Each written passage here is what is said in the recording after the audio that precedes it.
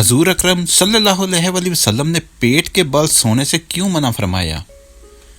आजकल की मसरूफ़ ज़िंदगी इंसान को बहुत थका देती है और दिन भर के मसरूफ़ दिन के बाद जब रात में बिस्तर नज़र आता है तो दिल चाहता है कि बस इस पर लेट कर सो जाएं।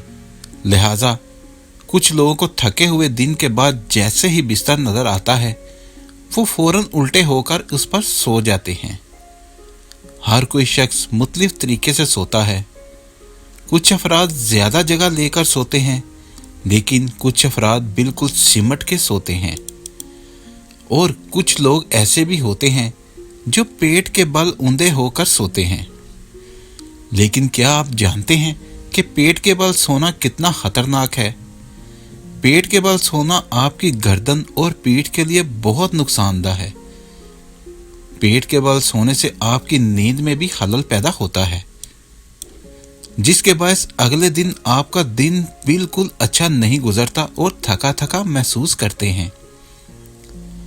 पेट के बल सोने से आपकी रीढ़ की हड्डी में खिंचाव पैदा हो जाता है, जिसके बायस आपको सोने में दिक्कत महसूस होती है और आप अपने रूटीन के काम भी सही तरीके से सर अंजाम नहीं दे सकते।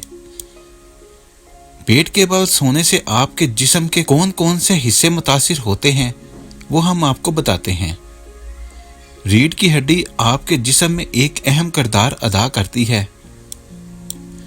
अगर ये सही तौर पर काम नहीं करेगी तो आपका पूरा जिस्म मुतासर होगा और आप कोई भी काम सही तरह सर अंजाम नहीं दे सकते।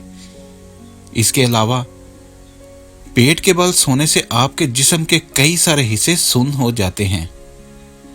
पेट के बल सोने से गर्दन भी मुतासिर होती है। मसलसल उल्टे या पेट के बल सोने से आपकी गर्दन में दर्द बैठ जाता है और आप आसानी के साथ गर्दन को हरकत नहीं दे सकते। अगर आपको पेट के बल सोने की बहुत ज़्यादा आदत है तो आप इस तरह सोते हुए तकिए का इस्तेमाल बिल्कुल ना करें, या अगर करें भी तो बिल्कुल पतले तकिए का इस्तेमाल करें ताकि इससे आपकी गर्दन में दर्द नहीं हो। जब आप सुबह सो के उठें तो अपने जिस्म को स्ट्रेच करें। इस अमल से आपका जिस्म नॉर्मल हो जाएगा।